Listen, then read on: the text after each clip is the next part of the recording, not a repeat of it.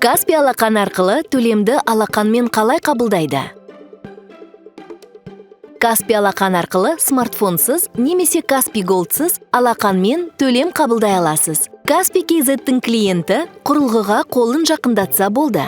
Ол үшін алдымен смартпосқа тауардың немесе қызметтің құнын енгізіңіз.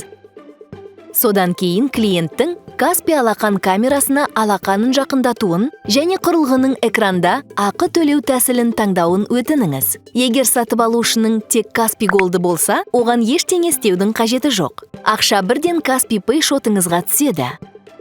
Егер клиент Каспи алақанды әлі қоспаған болса, ол сатып алған заттың ақысын басқа тәсілмен Каспи QR-ды сканерлеп, Каспи Голдты немесе басқа банктың картасын жақындатып, Apple Pay, Google Pay немесе Samsung Pay пайдаланып төлей алады.